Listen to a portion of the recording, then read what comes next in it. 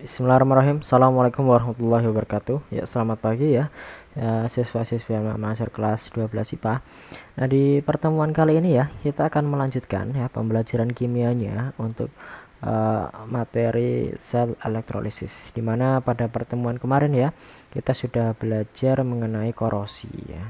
Nah, jadi jangan lupa ya dikerjakan untuk percobaan mandirinya di rumah ya. Cukup mudah ya, cuma menyediakan paku, kemudian air, kemudian beberapa campur larutan seperti cuka dan lainnya, garam, kemudian kalian tinggal amati beberapa hari saja, kemudian kalian kerjakan, kirimkan. Oke, mudah ya. Nah, kita lanjut ke materi selanjutnya, yaitu adalah sel elektrolisis ya. Nah, dulu ya, di awal-awal kan kita sudah belajar mengenai sel volta. Nah, sekarang kita lanjut ke sel elektrolisis ya, sel elektrolisis ya, sel elektrolisis. Oke. Nah, apa sih sel elektrolisis? Nah, sel elektrolisis itu merupakan sel merupakan reaksi ya. Jadi kebalikannya dari sel volta. Jadi reaksi kimia yang terjadi itu harus mendapat trigger atau mendapatkan dorongan dari energi listrik. Nah, jadi dalam kata lain, sel elektrolisis itu sendiri ya,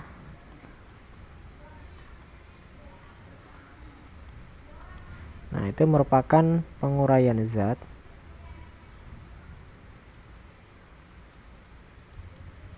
apa? Tentunya zat elektrolit ya.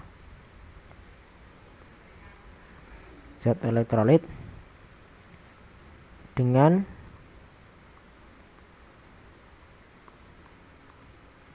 menggunakan arus listrik searah. Oke, jadi ada kata-kata zat elektrolit sama arus listrik searah. Nah, di pelajaran kelas 10 dulu kan sudah belajar ya mengenai zat elektrolit. Nah, zat elektrolit itu merupakan ya zat yang dapat menghantarkan arus listrik. Sedangkan kalau arus listrik searah ya, jadi arus listrik searah itu adalah arus listrik yang ya jalannya searah. Contohnya adalah batu baterai. Oke. Nah, karena di sini prinsip kerjanya berkebalikan dengan sel volta, maka elektroda di dalam sel elektrolisis ini juga akan terbalik pula. Nah, jadi elektrodanya elektroda kan dibagi jadi dua ya. Ada yang namanya katoda dan anoda. Katoda, anoda. Nah, katoda dalam hal ini bertindak sebagai kutub negatif, anoda kutub positif. Oke.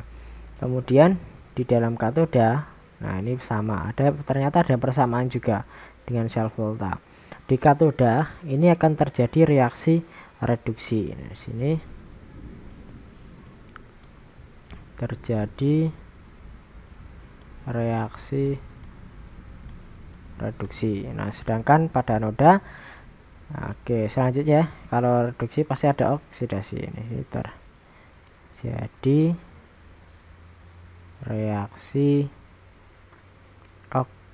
oksidasi. Oke. Nah, untuk cara menghafalkannya yang mudah ya ada. Ini cara yang mudah adalah kalian untuk sel elektrolisis itu bisa ditulis dengan katoda. Itu apa? Itu ada kutub negatif, berarti katoda negatif. Kemudian anoda positif elektrolisis. Nah, kenapa ya?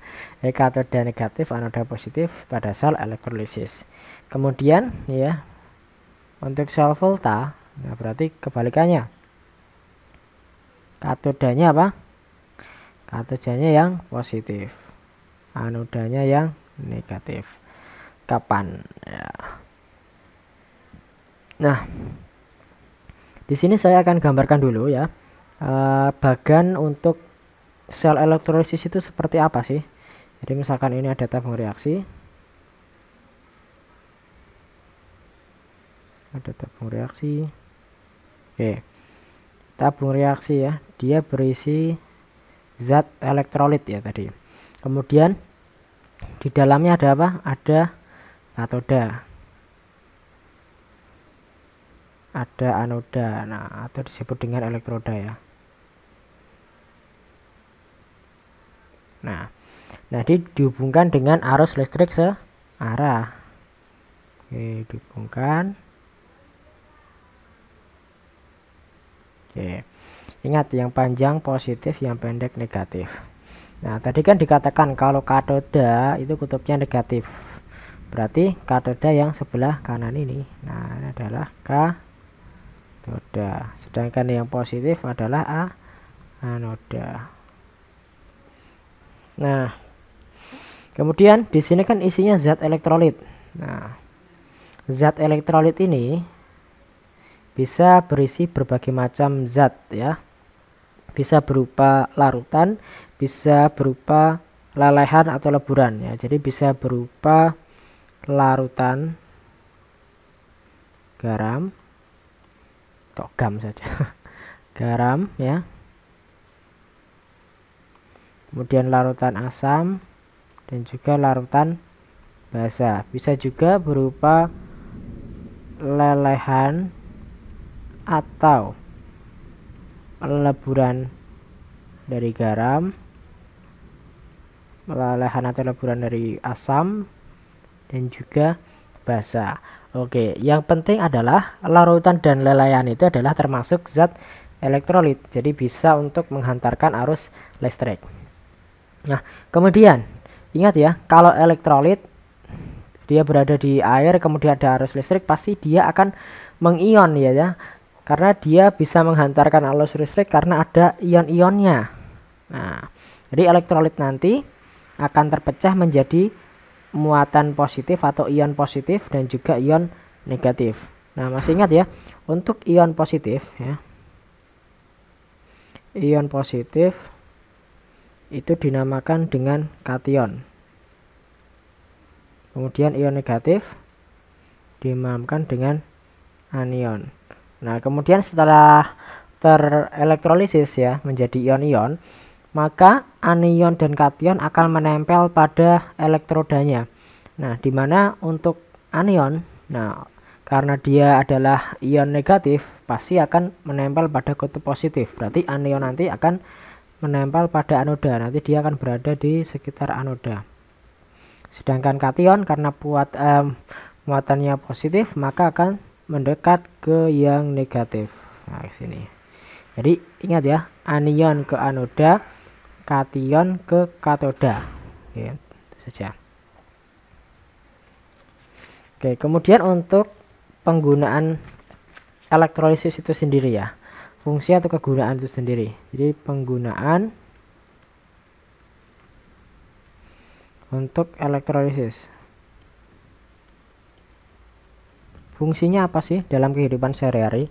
Nah, secara garis besar, elektrolisis ini mempunyai 3 kegunaan ya. Kegunaan yang pertama, dia untuk produksi zat.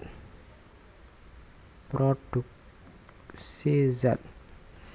Oke, misalnya ya. Misalnya kita ingin membuat NaOH. Nah, NaOH di sini dia itu dihasilkan dari elektrolisis larutan NaCl. Oke. Kemudian contoh yang kedua, untuk kegunaannya adalah digunakan untuk pemurnian logam. Nah, jadi nanti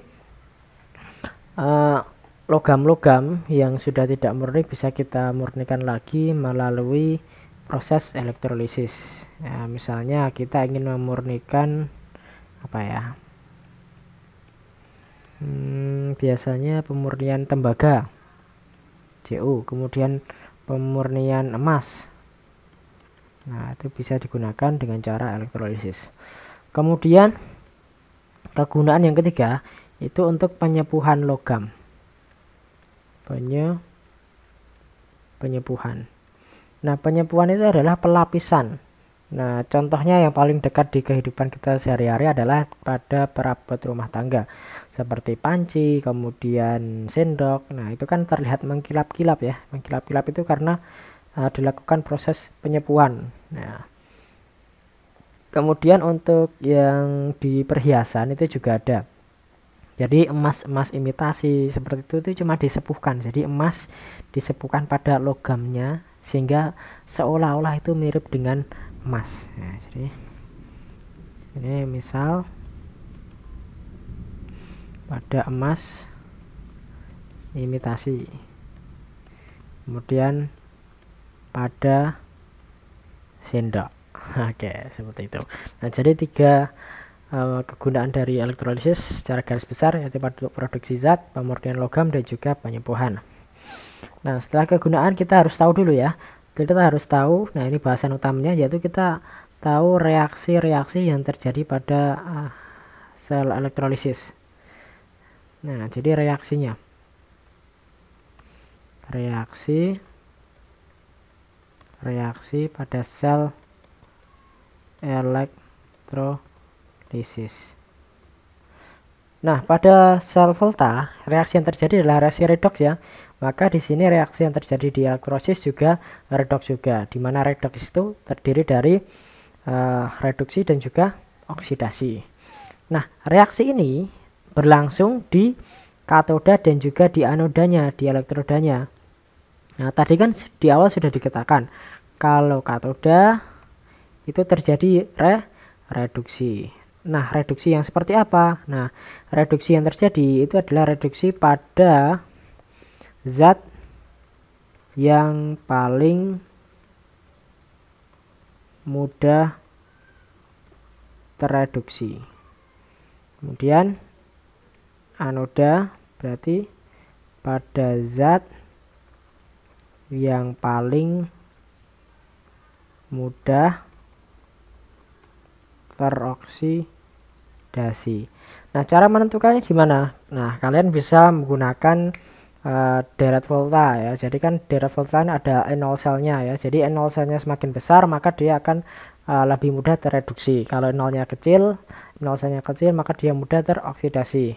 Nah, itu juga ada ketentuan-ketentuan dalam reaksi elektrolisis ini sendiri. Nah, jadi ketentuannya seperti apa sih? Nah, jadi ketentuannya ada beberapa ketentuan. Oke. Nah, misalnya ya, contohnya. Nah, tadi kan suatu elektrolisis, tadi kan di dalamnya itu kan ada yang namanya larutan ya, larutan atau zat elektrolit.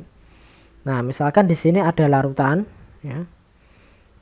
Saya tuliskan larutannya itu adalah Mn kan ya, Mn plus X Mn. Nah, berupa larutan aqueous ya, dimana kalau larutan otomatis dia juga mengandung yang namanya air H2O. Oke.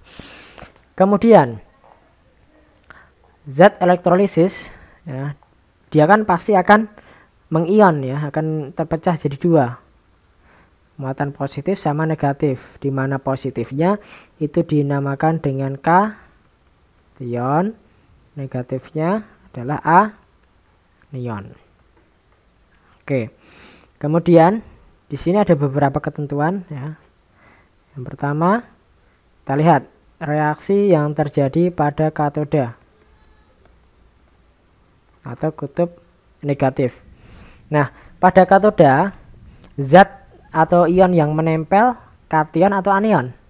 Kation ya, karena muatannya positif. Jadi kation akan menempel pada katoda. Oke, jadi ketentuan yang pertama, jika kation yang menempel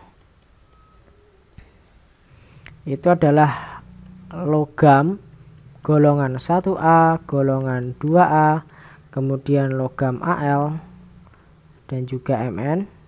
Nah, maka di sini adalah reaksi yang terjadi adalah reaksi reduksi pada air.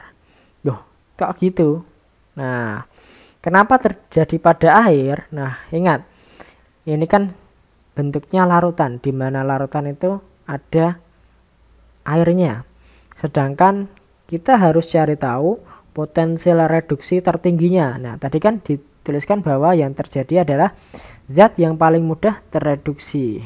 Nah, di sini karena apa? Karena E0 sel reduksi dari golongan ini ya, golongan 1A, kemudian 2A, AL, dan juga MN itu lebih kecil dari potensial reduksi dari air.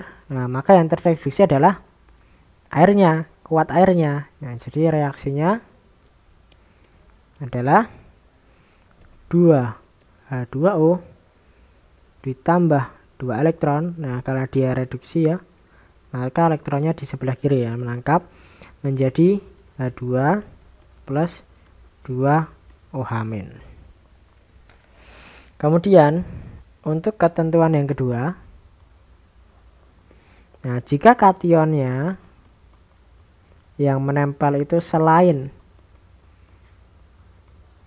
logam 1A, 2A, AL, dan juga MN, maka reaksi yang terjadi adalah reaksi dari logam itu tersebut atau reaksi dari kation itu tersebut. Nah, jadi kation kan Mn plus ya. Jadi kita tulis saja M muatan N plus ditambah, pasti dia akan menangkap elektron. Nah, jumlahnya berapa elektronnya? Ya tergantung ini juga, ini N, ini N. Nah, sehingga ini kan menetralkan positif, ini negatif elektron itu, sehingga menghasilkan M itu sendiri.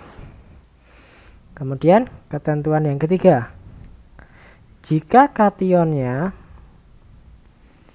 berupa H+, nah, atau sisa dari asam, nah, maka reaksi yang terjadi adalah H+ itu sendiri, karena H+ itu kan potensial reduksinya besar. Jadi 2H+, nah, ditambah 2 elektron menjadi H2 seperti ini. Nah, kenapa H2? Nah, karena hidrogen pada unsur bebas bentuknya H2 gitu. Nah, kemudian ketentuan yang keempat, nah ini agak beda sedikit. Nah, tadi untuk 1, 2, 3 itu berlaku untuk larutan ya. Ini untuk 1, 2, 3 berlaku untuk larutan. Keempat, jika ini bukan larutan, tapi jika ini berupa lelehan atau leburan, maka lelehan atau leburan itu kan pasti tidak ada air ya, tidak ada air, maka otomatis yang akan tereduksi adalah logam dari kation itu sendiri. Nah, jadi reaksinya nanti sama dengan yang nomor 2 ini. M plus. Oke. Nah, ini merupakan beberapa ketentuan untuk pada reaksi di katoda. Kemudian untuk anoda ya. Untuk anoda ya, kutubnya positif ya. Apakah akan dipengaruhi oleh apa tadi? Dipengaruhi oleh anion.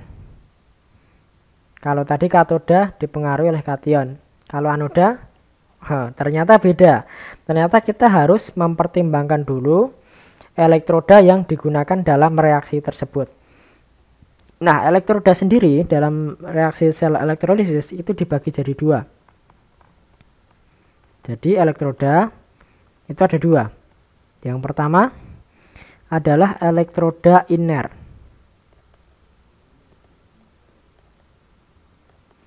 Oke. Yang kedua ada yang namanya elektroda aktif atau non iner. Nah, maksud dari elektroda iner adalah elektrodanya tidak ikut bereaksi. Jadi elektroda tidak ikut bereaksi. Oke, kalau aktif berarti dia ikut bereaksi. Oke, contohnya untuk elektroda inert adalah grafit atau karbon C, kemudian platinnya PT, kemudian emas AU. Kemudian untuk contoh elektroda aktif adalah selain ini, selain C, PT dan juga AU. Oke, sekarang jika elektrodanya inert ya, jika elektrodanya inert ya, maka dia akan bergantung pada anionnya. Oke, akan bergantung pada anionnya. Jadi ketentuan yang pertama, jika anionnya itu berupa sisa dari asam halida. Nah, asam halida itu apa? Asam halida itu adalah HCl, kemudian HBr, HF, kemudian HI ya. Jadi sisanya adalah Cl, kemudian Br, kemudian F, I ya. Tentunya ini muatannya negatif semuanya ya, karena kation anion itu muatannya negatif. Maka reaksi yang terjadi adalah, nah misalkan ini saya simbolkan dengan huruf X. Kenapa X? Ya, karena tadi sudah juga saya simbolkan dengan huruf X. Mana toh? Nah ini X ya. Oke, maka reaksinya 2X-. Nah, jadi elektronnya di sebelah kanan ya, plus 2 elektron. Kemudian ketentuan yang kedua, jika anionnya itu berupa sisa asam yang ada oksigen, sisa asam yang ada oksigen. Oke, seperti SO42-, NO3-, CO3-2-, PO43- ya, pokoknya yang ada O-nya ini ya. Maka reaksinya adalah reaksi air ya. 2H2O ya, diuraikan menjadi 4H+ ditambah O2 ditambah 4 elektron. Kemudian ketentuan yang ketiga, jika anionnya itu berupa basa atau sisa basa atau H-, maka reaksinya berupa 4OH- menjadi 2H2O ditambah O2 ditambah 4 elektron. Nah, ini untuk jika elektrodanya inert ya. Kalau elektrodanya inert, kita perhatikan anionnya. Nah, tetapi kalau elektrodanya aktif ya, kalau elektrodanya aktif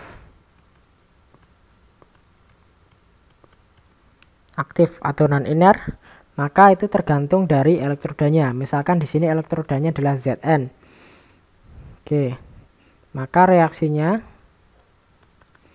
adalah Zn yang akan teroksidasi maksudnya. Zn menjadi Zn2+ ditambah 2 elektron. Ya, seperti ini. Oke, sekarang kita masuk ke contoh soal ya. Contoh soal. Contoh, tuliskan reaksi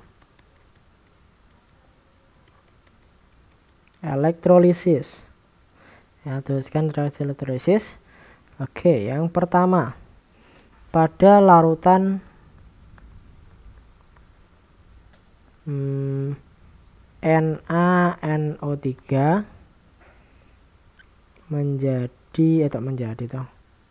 nanti larutan NaNO3 dengan elektroda grafit. Nah, maka cara mengerjakannya lihat, kita harus ionisasikan dulu larutan elektrolitnya. Jadi NaNO3 harus kita uraikan. Jadi kita tuliskan NaNO3 dia terurai menjadi Na+ ya, karena golongan 1A. Kemudian NO3- ya, gini ya. Dimana Na dia kan ion positif, berarti dia berupa kation. Kalau NO3- berarti berupa anion. Maka reaksi di katoda Nah, reaksi katoda berarti kationnya ya, Na ya. Nah, Na itu kan golongan berapa? 1A. Nah, dia masuk dalam ketentuan yang pertama. Maka nanti reaksi yang terjadi adalah yang ini. 2H2O ini. Oke.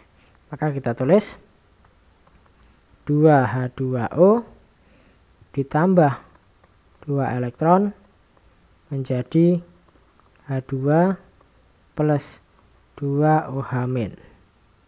Nah, kemudian pada anoda.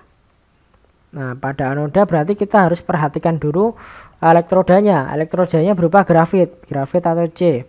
Nah, grafit itu termasuk dalam elektroda inert. Nah, kalau elektroda inert berarti tinggal kita lihat anionnya. Anionnya berupa apa ini? Berupa NO3-. Nah, dia masuk dalam, nah, sisa asam ya. Jadi kita pakai tulis H2H2O juga. Maka reaksi pada anoda adalah 2H2O menjadi 4H plus ditambah O2 ditambah 4 elektron. Nah, setelah itu tinggal kita jumlahkan. Nah, sebelum kita jumlahkan, kita lihat elektronnya harus kita hilangkan dulu. Nah, yang atas ada 2, yang bawah ada 4. Berarti untuk menyamakan berarti reaksi katoda harus kita kalikan 2, reaksi anoda kita kalikan 1. Oke, maka nanti koefisiennya kalikan 2 semuanya. Ini kali 2, kali 2, kali 2, kali 2. Maka baru bisa dicoret. Nah, sehingga kita jumlahkan 2 kali 2 4 ya, 4H2O, ini ada 2H2O, berarti 4 tambah 2 6 ya, jadi 6H2O.